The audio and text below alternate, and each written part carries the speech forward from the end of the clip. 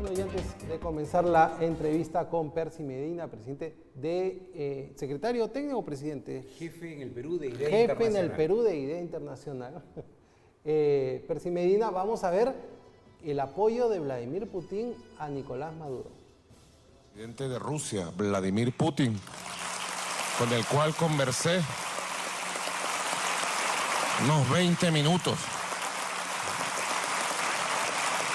Presidente Putin, siempre solidario con Venezuela. Me expresó todo el apoyo de Rusia y de su gobierno al gobierno legítimo y constitucional que presido, todo su apoyo a la paz y a la integridad y la soberanía de Venezuela.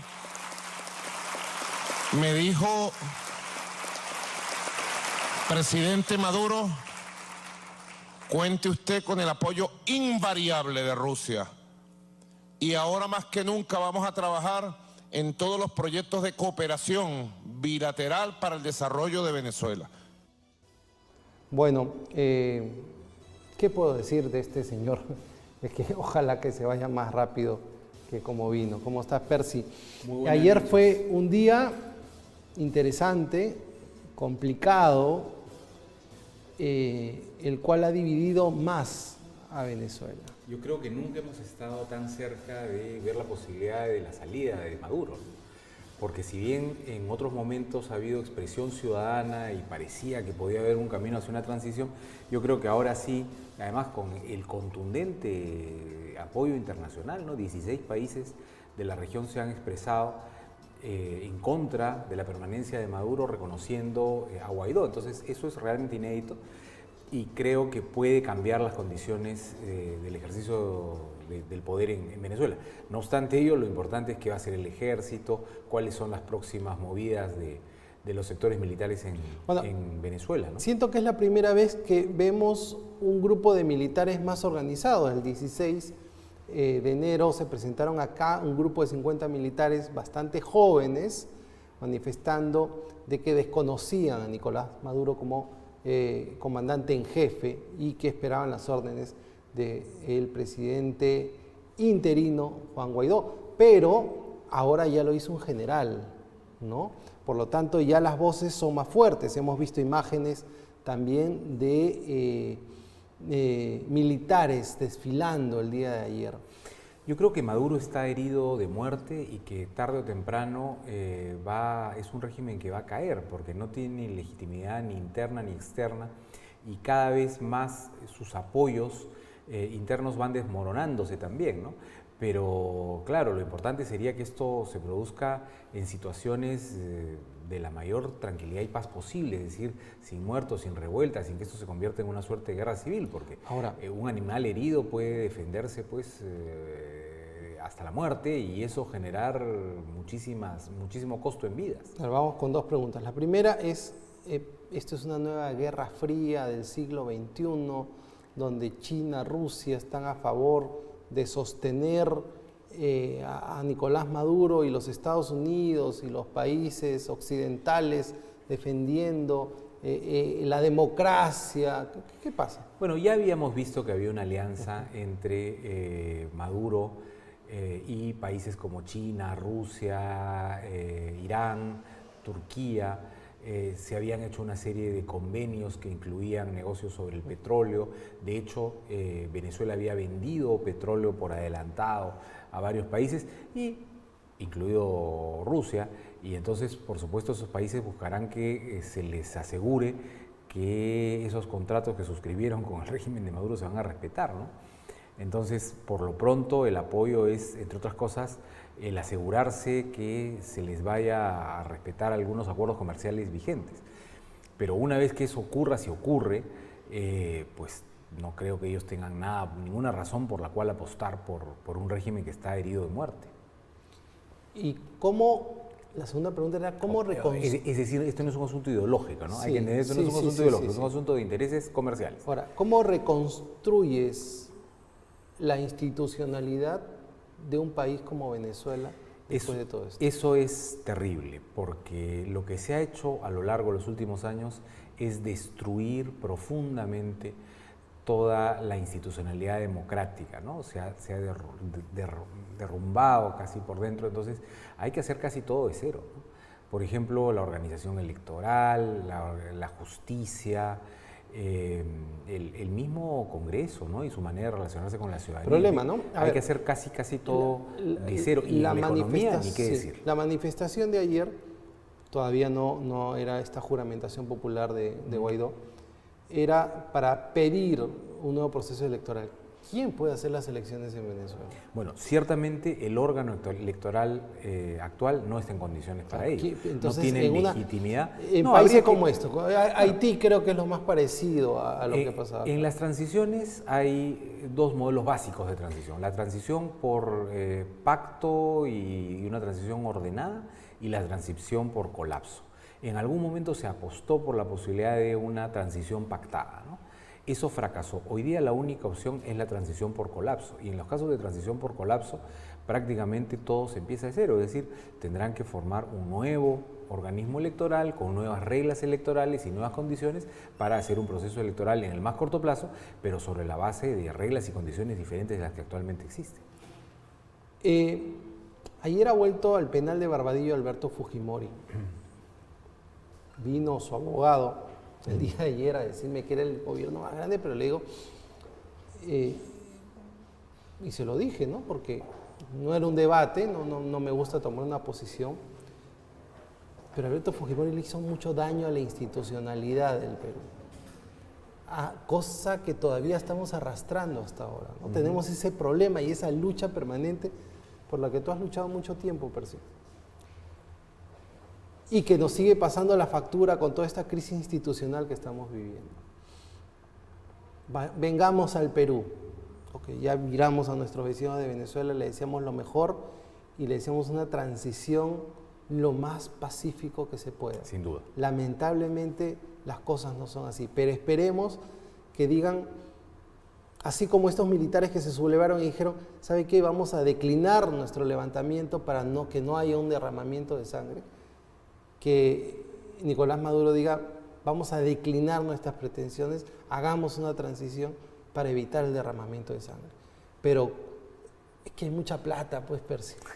Claro, el problema es que los intereses económicos que hay detrás de esto son muy grandes, ¿no? Y cuando hay mucha corrupción, además, hay mucha gente que lo que está defendiendo son sus ingresos corruptos, ¿no? Producto de un tipo de cambio amañado, producto de una serie de elementos de falta de transparencia en la relación entre el sector público y el privado, que hacen que mucha gente gane mucho dinero en medio de una crisis terrible, ¿no? Espantosa, porque es una crisis humanitaria que hay que considerar que es lo que está ocurriendo en este momento en Venezuela, con gente que no tiene ni para comer, y con muchos que están haciendo dinero aprovechando esa situación. No sé si la hija de Chávez era una de las más ricas, ¿no? Los sobrinos de Maduro metidos en narcotráfico. Muchísima gente vinculada sin duda con el régimen ha hecho fortunas a partir de aprovechar pues todas las rendijas que brinda un sistema muy cerrado, muy poco transparente y con poco control, ¿no? Por eso la democracia se fundamenta en la capacidad de controles cruzados, de equilibrios, de transparencia pública. Eso es lo que garantiza que la corrupción no germine y no se desarrolle.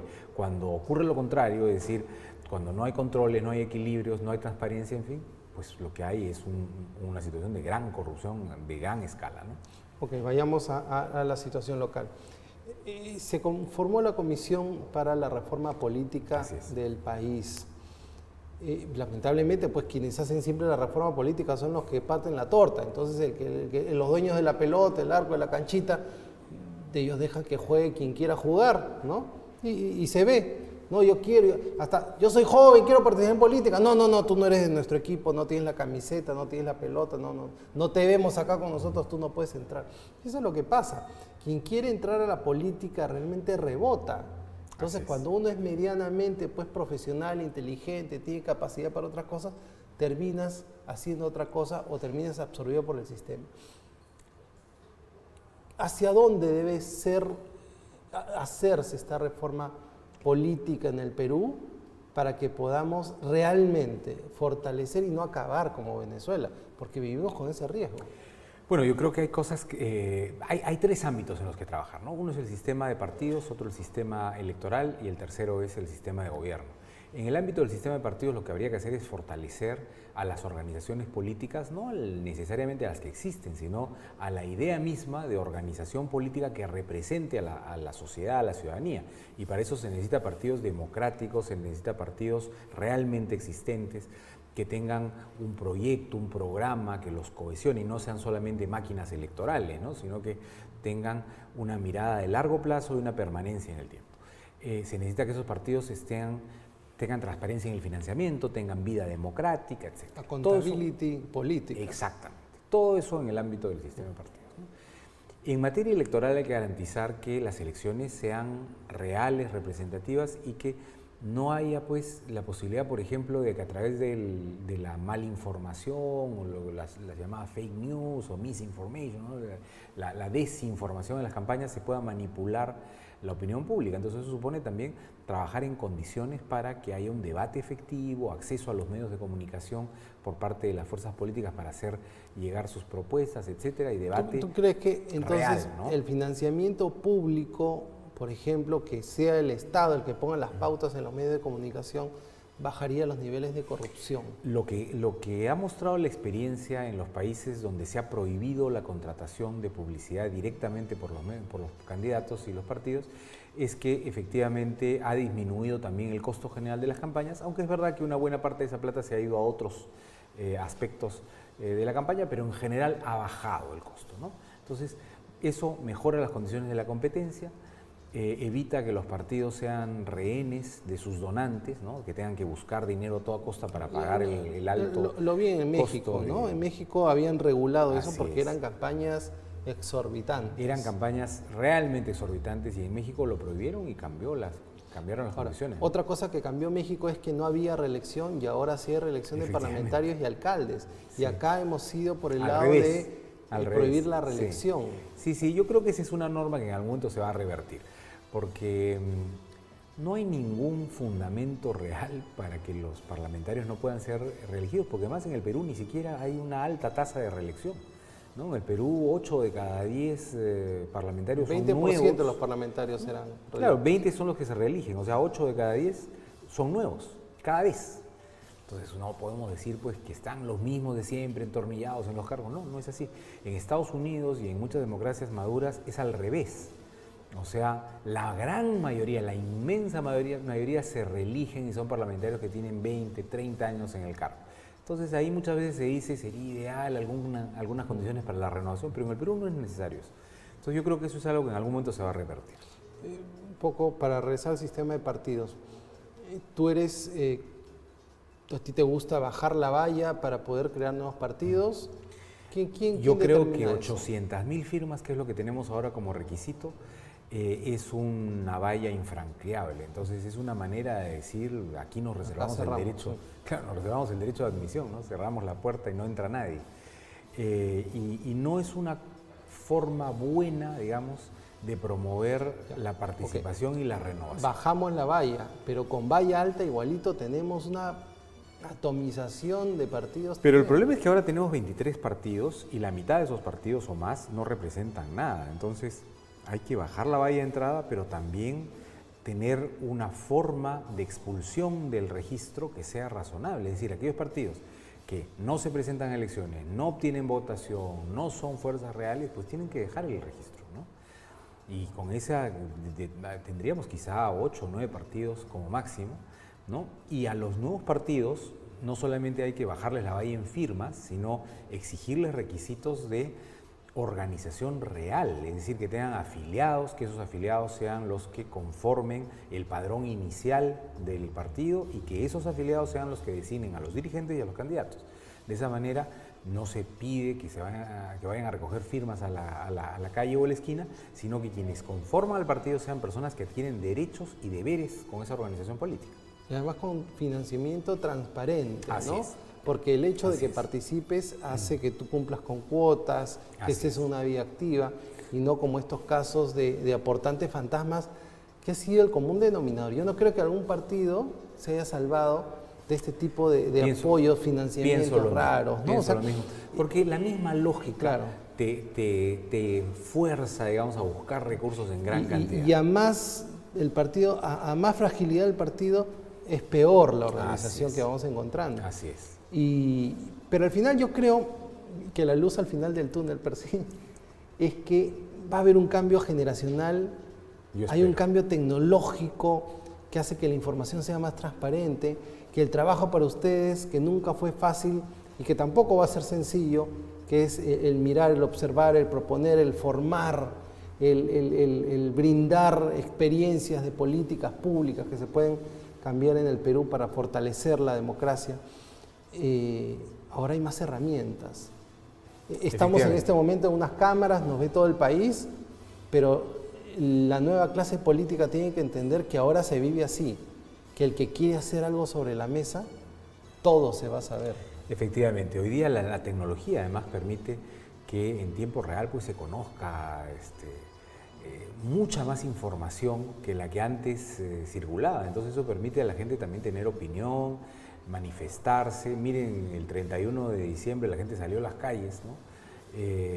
Para manifestarse públicamente en favor de un grupo de fiscales. Eso es algo absolutamente inédito, ¿no? Y en otros países del mundo se ha visto también movilización popular muy importante por causas ciudadanas. Es decir, la gente es cuando se decía que la gente ya no estaba interesada en política. Exactamente, ¿no? La gente es aparentemente más apática en relación con política porque tiene menos interés en muchos sentidos, pero cuando ocurren determinadas coyunturas aparece ahí un germen ciudadano que se manifiesta públicamente. Correcto, Percy. Bueno, muchas gracias por habernos acompañado. Sé que el tráfico siempre acá nos genera incomodidad, pero Percy ha hecho un esfuerzo muy grande para poder estar con nosotros esta noche. Vamos a una pausa y regresamos con más en las noches informativas de UCI Noticias a través de Viva TV.